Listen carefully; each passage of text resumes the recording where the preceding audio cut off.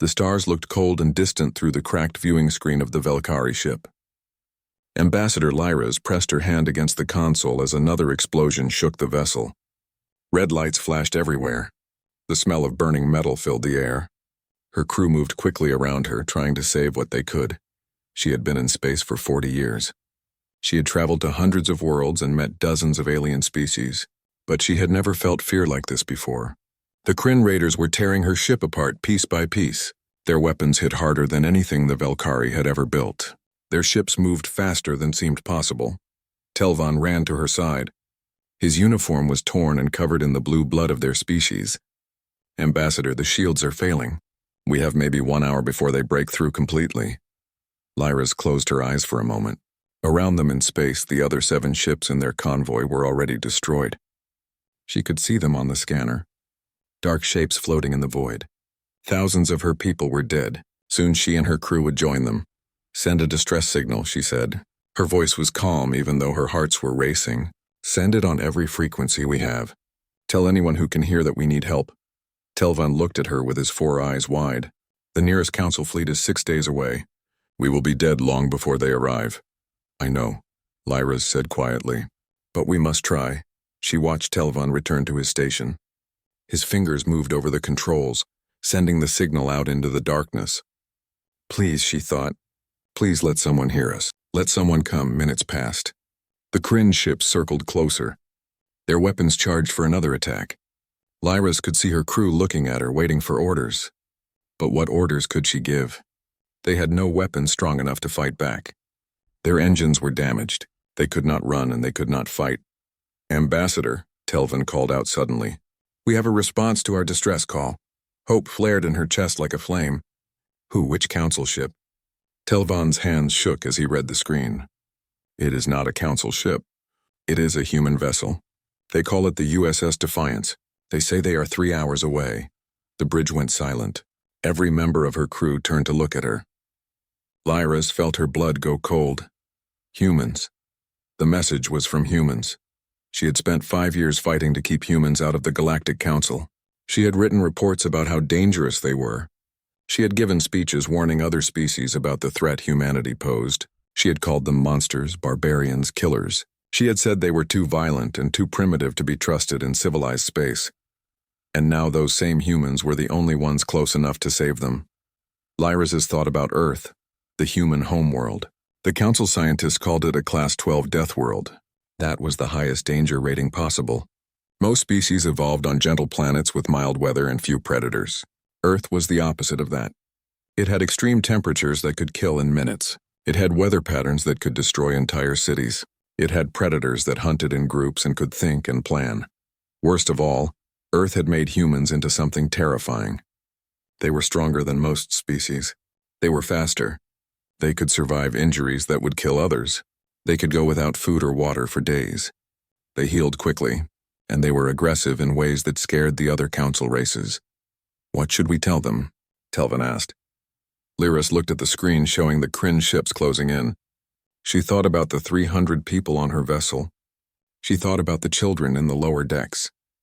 The engineers. The teachers. The doctors. All of them were going to die. Tell the humans we accept their help, she said finally. Tell them to hurry. Telvan sent the message. Then he turned back to her. Ambassador, what if the stories about humans are true? What if they are as dangerous as everyone says? Lyra watched another Kryn ship move into firing position. Then we will find out soon enough. But right now the Kryn are the ones killing us. Maybe the humans will be different. She did not sound convinced. She had read too many reports about human history. Their planet was covered in the ruins of their wars. They had fought each other for thousands of years. They had built weapons that could destroy entire continents. They had nearly made themselves extinct several times. When humans had first made contact with the Council 20 years ago, the vote to reject their membership had been almost unanimous. The Valkyrie had led that vote. Lyra herself had spoken for 3 hours about why humans could not be trusted. She had showed images of Earth's wars. She had quoted human military doctrine. She had painted them as a threat to galactic peace. Now she was begging those same humans to save her life. The ship shook again, this time harder than before. The lights flickered and went out for a moment. When they came back on, half the consoles were dark. Telvan checked his screens and looked up with terror in his eyes. "Hull breach on Deck 9, he said. "We are venting atmosphere. Life support is failing faster than we thought." "How long?" Lyris asked. 30 minutes. Maybe less. Lyris did the math in her head. The humans said 3 hours, but they only had 30 minutes.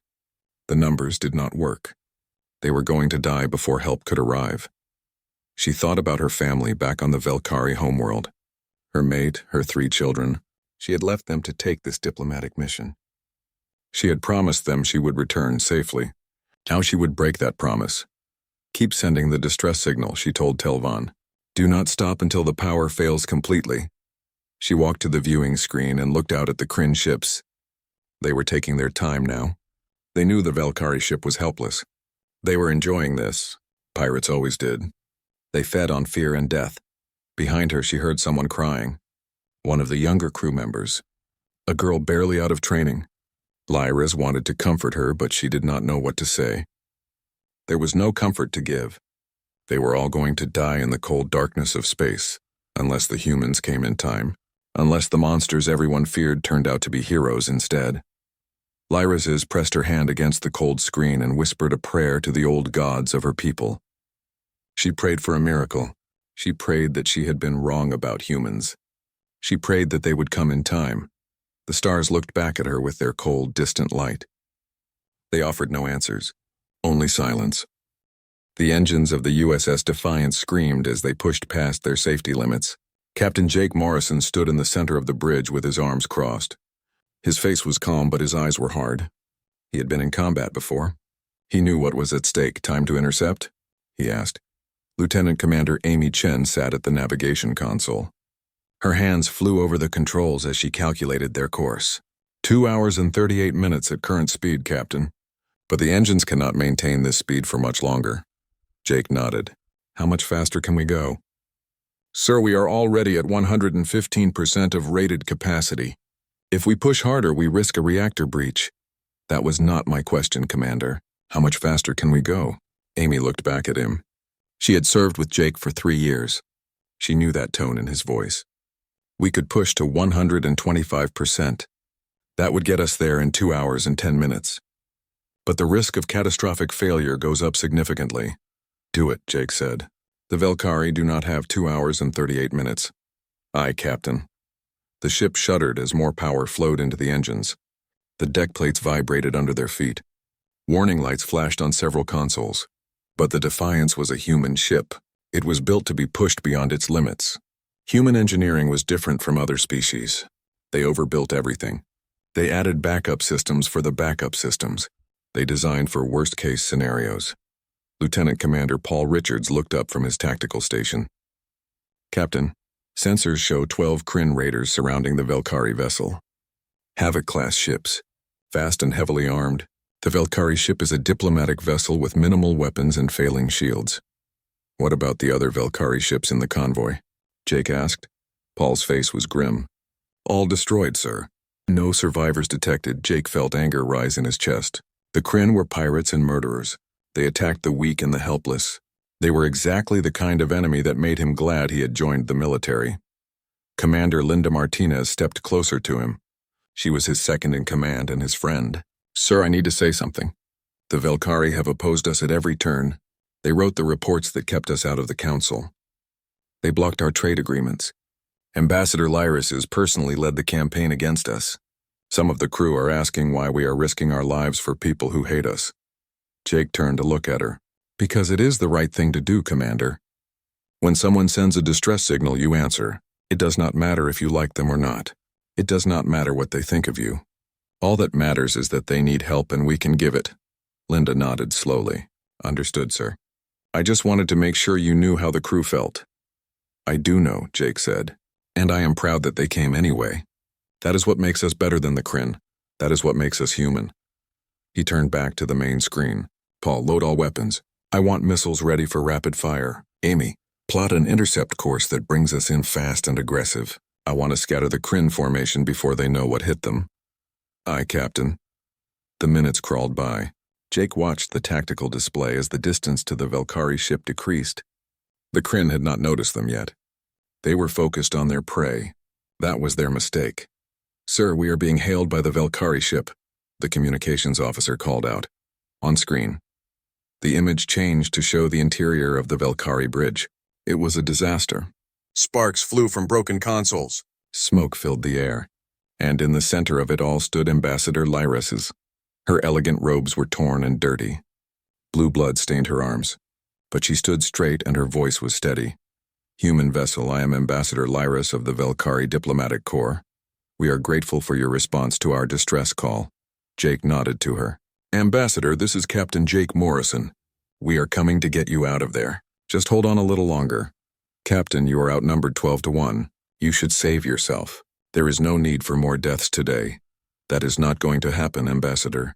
We did not come all this way just to watch you die. Keep your shields up as long as you can. We will handle the Kryn." Lyra stared at him for a moment. Her large eyes were filled with confusion and something else. Maybe hope. "Captain, why are you doing this? My people have been nothing but cruel to yours. I have been cruel to you. Why risk your lives for us?" Jake gave her a small smile. "Because that is what we do, Ambassador. We help people who need help. Now stop arguing and get ready for evac. Morrison out." The screen went back to the tactical view. Linda looked at him with a raised eyebrow. "That was blunt, sir." "No time for pretty speeches," Jake said. "Amy, how long?" 90 seconds to weapons range. "Paul, what are the Kryn doing?" 6 ships are breaking off to intercept us. The other 6 are staying with the Valkyrie vessel." "Good, let them split up. Easier to deal with them that way." Jake walked to the center of the bridge.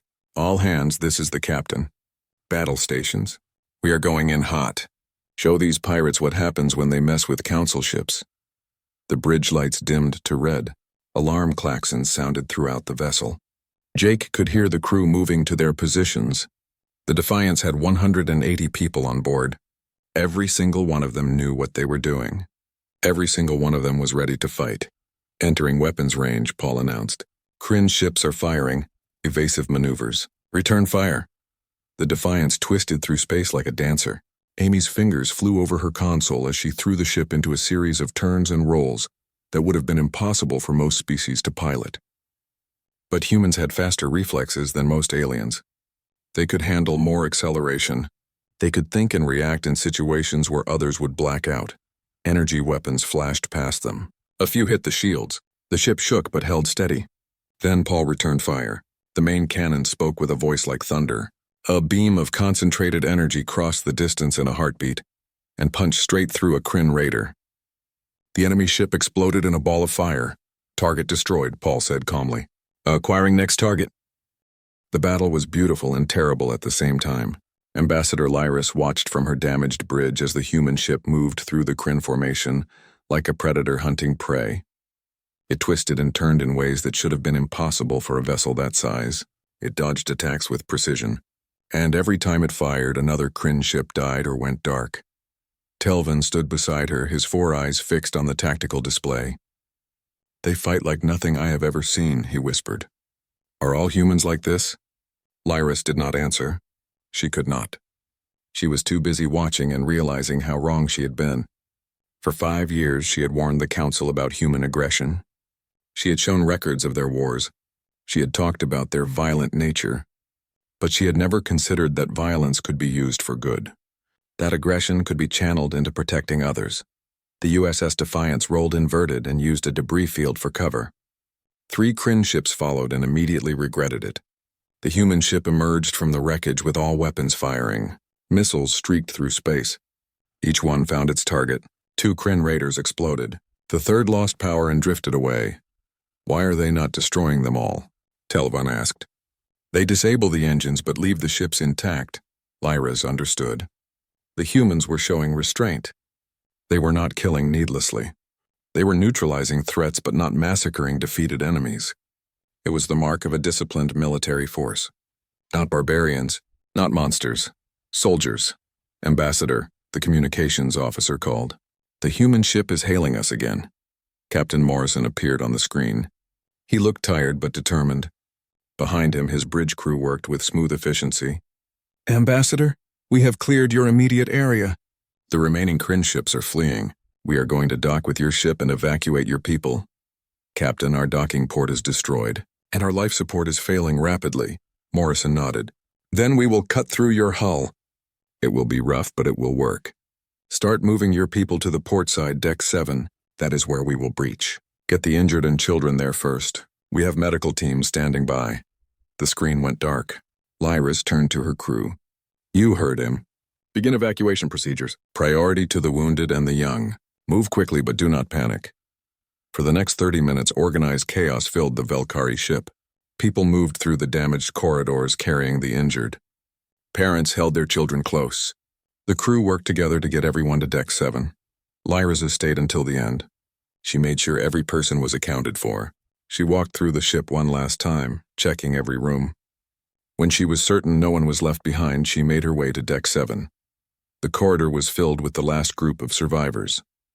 Maybe 50 people. They looked scared and tired. Some were injured. All of them were traumatized by what they had been through. Then the wall began to glow. Orange first, then white hot. Sparks flew as human cutting torches sliced through the reinforced metal. There was a loud bang and a section of wall fell inward. Beyond it, Lyris could see the human docking tube. And standing in the opening was a human in uniform. He was tall, much taller than any Velkari. His shoulders were broad and his arms were thick with muscle. His skin was dark and his eyes were kind. He smiled and held out his hand. Ambassador Lyris's? I am Lieutenant Kevin Brooks. Welcome aboard the Defiance. Let me help you. Lyris stared at his hand. She had never touched a human before. She had seen them in videos and read about them in reports, but she had never stood this close to one. She had never seen the kindness in their eyes or the gentleness in their movements. She took his hand. It was warm and strong, but he was careful not to grip too hard. He helped her through the breach. Behind her, other humans moved forward to help the rest of the survivors. The human ship was different from Velkari vessels. The corridors were wider and the ceilings were higher. Everything was built on a larger scale. But it was clean and well-maintained. And lining both sides of the corridor were human crew members. As the Velkari walked past, the humans nodded respectfully. Some smiled. A few spoke words of welcome. This way, Ambassador, Lieutenant Brooks said. He guided her through the corridors toward the medical bay. Our doctors are ready for you. My people, Lyris said. Her voice shook. Are they safe? 287 evacuated successfully. We lost 13 before we could reach them. I am truly sorry. 13 dead, but 287 saved. Lyris felt tears run down her face. She had expected to lose everyone. She had accepted her death. But these humans had saved them. These supposed monsters had risked everything to rescue a species that had treated them with nothing but contempt. They entered the medical bay, and Lyris stopped walking. The large room was filled with Velkari survivors being treated by human medical staff. A young human woman with red hair knelt beside a Velkari child. She was carefully bandaging the child's arm and speaking softly. The child was crying, but the human woman was patient and gentle. Another human, an older man with gray in his hair, was scanning an injured adult. His movements were professional and careful. He treated his patient with respect and dignity. We adapted our medical equipment to work with your physiology, Brooks explained. Dr. Lisa Chang coordinated with your ship's medical database. She has already saved several lives. A human woman in a white coat approached. She had Asian features and warm eyes. Ambassador Lyris? I am Dr. Chang. We need to check you for injuries. Lyris let herself be led to a medical bed. As the doctor worked, she watched the humans moving through the bay. They were so gentle with the Velkari. They spoke softly. They moved carefully. They treated every patient with kindness. These were not the monsters from the stories. These were healers, protectors, heroes. Dr. Chang, Lyris said quietly, why did you come for us? The doctor looked surprised by the question. Because you needed help, Ambassador. Is that not reason enough? But my people have treated yours so badly. We voted against your council membership. We called you dangerous. We spread lies about you. And still you came. Lisa smiled sadly. None of that matters when someone is in danger. You help them because it is the right thing to do. That is what being human means. Lyris felt more tears come. She had been so wrong about humanity. The council had been wrong. They had judged an entire species based on fear and ignorance. They had looked at human history and seen only violence. But they had missed the compassion, the loyalty, The unwavering determination to protect the innocent. I am sorry, Lyris whispered. I am so sorry for what I said about your people. Dr. Chang squeezed her hand gently. You are forgiven, Ambassador. Now rest, you are safe here. Captain Jake Morrison sat in his ready room staring at reports on his computer screen. The battle was over. The Velkari were safe. But the cost had been high. His engines were damaged. His ammunition stores were nearly empty. His ship needed repairs that would take weeks. But they had saved 287 lives. That was what mattered. That was why they had come. The door chimed. Come in, Jake called. Ambassador Lyris has entered. She had been treated for her injuries, but she still looked tired and worn. She stopped in front of his desk and met his eyes. There was something different about her now. The fear was gone. So was the hostility. Captain Morrison, I wanted to thank you. You saved my people. You risked your ship and your crew for us. We gave you no reason to do so. Jake gestured to a chair. Please sit down. She settled into the chair carefully. For a long moment, neither of them spoke. Finally, Lyris broke the silence. I have spent 5 years working against humanity. I wrote reports calling you dangerous. I gave speeches warning others about you. I truly believed you were too violent and too primitive for civilized space. And yet when we called for help, you came. Why? Jake leaned back in his chair. Can I tell you a story, Ambassador? When I was a boy, maybe 8 years old, I went swimming in the ocean. I got caught in a current and was pulled out to sea. I was drowning. My family was on the beach but too far away to help. There was another man there, a stranger. He jumped in and saved my life. Later I learned that man was someone my father hated. They had been in business together and it ended badly. They had sued each other. They had said terrible things about each other. But when that man saw a child drowning, none of that mattered. He jumped in anyway because it was the right thing to do. Jake met her eyes. That is what being human means, Ambassador. Yes, we can be violent. Yes, we come from a harsh world that made us tough and sometimes aggressive. But we also learned something important on that harsh world. We learned that we survive by helping each other. We learned that when someone is in danger, you help them. It does not matter what tribe they are from or what species they are or what they have said about you. You help them because it is right. Lyris was quiet for a moment. I have been a fool. No, Jake said firmly. You were afraid. Fear makes people do things they regret. It makes them build walls and see enemies everywhere. I understand why you were scared of us. Looking at human history from the outside, I can see why you would be afraid, he continued. But you have to understand that we are not monsters. We are just people who learned to survive on a world that tried to kill us every day. And because we had to fight so hard to survive, we learned to value life. We learned to protect those who cannot protect themselves. We learned to stand up to bullies. The Kryn Raiders are the real monsters, not us. Lyris stood and walked to the viewport. She looked out at the stars for a long time. When she spoke again, her voice was soft. What you call a death world, we call a nightmare. Most species can only live on 20 or 30% of their homeworld. You can live on 98% of Earth. Do you understand how terrifying that is to us? Your gravity would crush most species. Your weather kills without warning. Your oceans are full of predators. Your land has predators. Even your air has things that can kill. And yet you call it home. You love it. Your songs and poems praise Earth's beauty. You do not see a death world. You see paradise, Jake smiled. It is paradise. It is where we come from. Yes, it is dangerous. Yes, it is harsh. But it is also beautiful. It taught us to be strong. It taught us to adapt. It taught us to never give up. Those are not bad lessons. Lyris turned back to face him. No, they are good lessons. Captain, when we return to Council Space, I am going to change my vote. I am going to speak in favor of full human membership, and I am going to spend the rest of my life making up for the wrong I did to your people. You do not have to do that, Jake said. Yes, I do, she said with conviction. The Council needs humanity. We have become soft. We hide behind our rules and our comfort. We have forgotten that there are real dangers in the galaxy. We need people who remember how to fight. We need your strength and your courage, she paused. But more than that, we need your compassion, because that is what I saw today. Not monsters, not barbarians, but people who risked everything to save strangers who had wronged them. That is true strength. Jake stood and walked to stand beside her at the viewport. Together they looked out at the stars. After a moment he spoke. The galaxy is bigger than both our species, Ambassador. There are threats out there that neither of us can face alone. Maybe this is the start of something good. Maybe humans and Valkyrie can be allies instead of enemies. I would like that, Lyra said. I would like that very much. They stood together in comfortable silence, watching the stars. Both of them knew that this moment would change history. The Deathworlders and the Fearful had found common ground. And from that common ground, something new could grow, something better. 3 weeks later, Ambassador Lyras stood before the Galactic Council Assembly. The chamber was enormous, with representatives from 47 different species.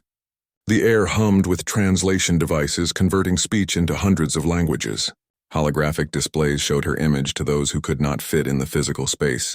She was nervous. What she was about to say would shock many. It would anger some, but it was the truth. And after what she had experienced, she could not stay silent. I stand before you today to take back every negative statement I have ever made about humanity, she began. Her voice was clear and steady. I was wrong. Completely and terribly wrong. The chamber erupted in noise. Species clicked and chirped and spoke in their various languages. Lyras had been humanity's strongest opponent. Everyone knew that. Her change of position was stunning. She waited for the noise to die down, then continued. 3 weeks ago, my diplomatic convoy was attacked by Kryn raiders. 8 ships. Over 3,000 Valkyrie. We sent a distress signal. The nearest council fleet was 6 days away. We had maybe 1 hour before our ships were destroyed. On the screen behind her, footage began to play. It showed the battle from multiple angles. The Valkyrie ships being torn apart. The USS Defiance arriving and engaging 12 Kryn raiders. The human ship moving with impossible grace and speed. The precision of their weapons. The rescue of the survivors. A single human vessel responded to our call, Lyras said. They were 3 hours away, but they pushed their engines past safety limits to reach us faster. 1 ship against 12. They could have ignored us. They should have ignored us. We have spent years calling them monsters. We voted against their council membership. We spread fear and lies about them. She paused. And they came anyway. They risked their lives for people who had treated them with nothing but contempt. They fought a battle they could have lost. They damaged their ship. They used their weapons and supplies. And they asked for nothing in return except that we let them save us. The footage showed human medical personnel treating Valkyrie wounded. It showed human engineers repairing damaged systems. It showed Captain Morrison speaking with dignity and compassion. I watched humans risk everything for us, Lyras continued. I watched them fight with courage and skill. But more importantly, I watched them show restraint. They could have destroyed the Kryn ships completely. Instead, they disabled them. They could have been cruel to their prisoners. Instead, they were merciful. They could have demanded payment for their help. Instead, they asked only that we survive. She looked directly at the human delegation. Captain Jake Morrison sat there in his dress uniform. Beside him was Ambassador Richard Turner and several other human representatives. They looked uncomfortable with the attention. The question is not whether humans are dangerous, Lyras has said. They are dangerous. They come from a world that would kill most of us in minutes. They are stronger and faster than most species. Their history is filled with war. But the real question is this: do we want them as allies or enemies? Because humanity is going to be a major force in this galaxy, whether we acknowledge them or not. She took a breath. I propose full council membership for humanity with all rights and privileges. I also propose a formal apology from this council for years of discrimination. They have proven themselves worthy 1,000 times over. It is time we recognize that. The debate that followed lasted hours. Species after species rose to speak. Some supported the proposal. Others still opposed it. But Lyras's testimony and the footage from the battle had changed many minds. Finally, the vote was called. The chamber fell silent as the results appeared on the displays. 38 in favor, 7 opposed, 2 abstaining. Humanity had been granted full membership in the Galactic Council.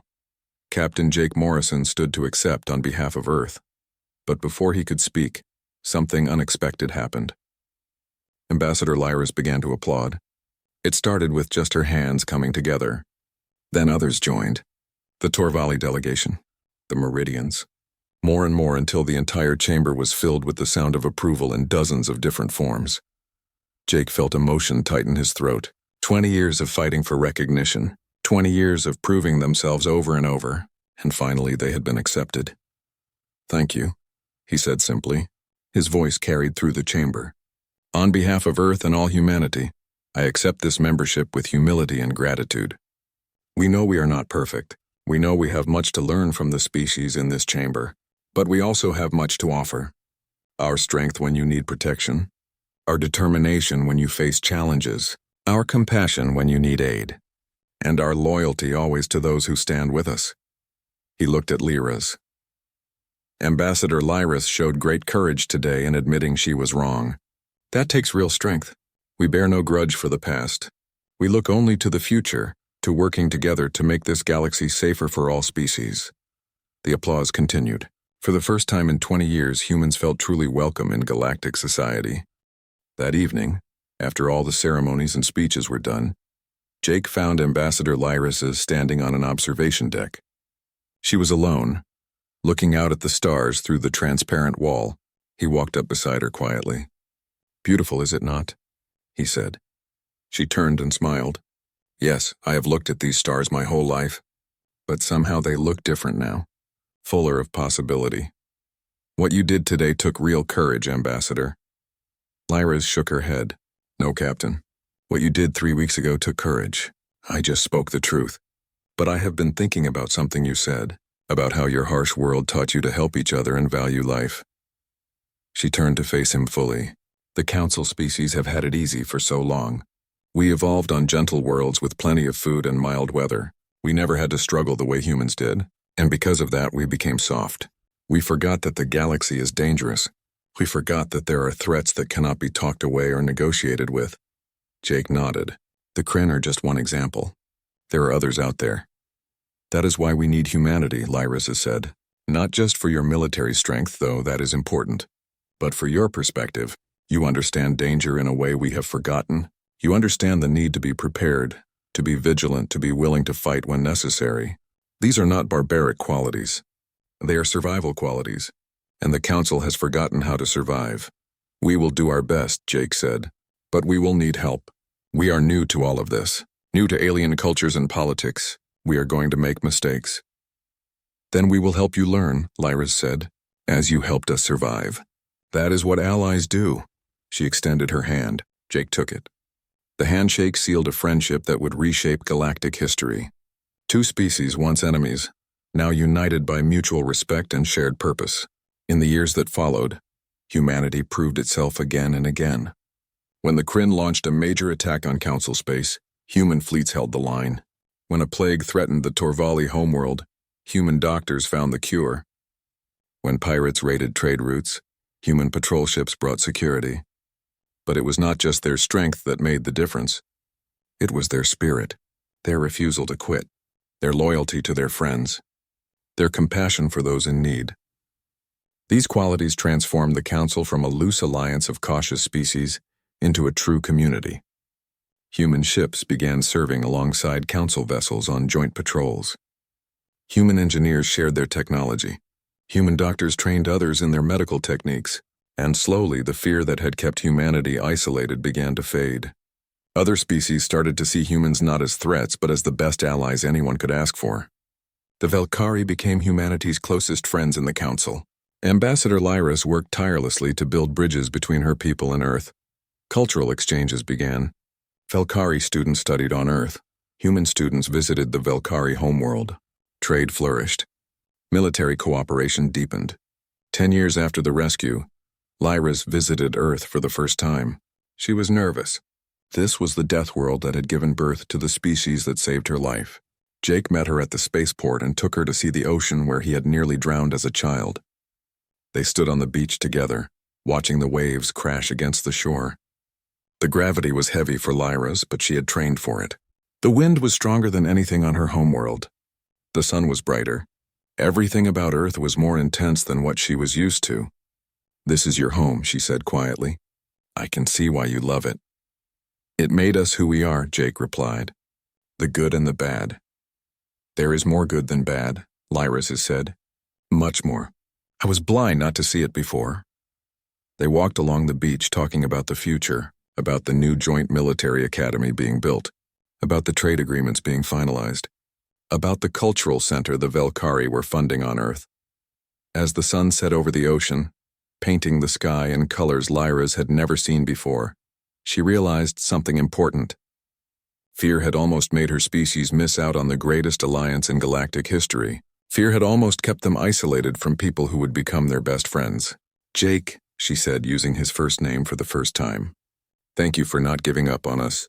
Thank you for coming when we called even though we did not deserve it." Jake smiled. "You would have done the same for us." "I believe that now." "Yes," Lyra said. "We would. Because you taught us what it really means to be strong.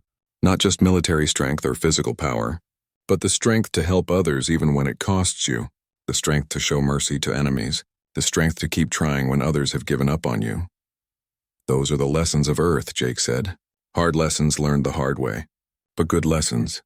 They stood together as darkness fell and the stars came out. Looking up at those stars, both of them knew that the future was bright. The Deathworlders had been feared, but now they were trusted. They were valued. They were loved. And in the end, that made all the difference. The monsters had become heroes. And the galaxy was better for it.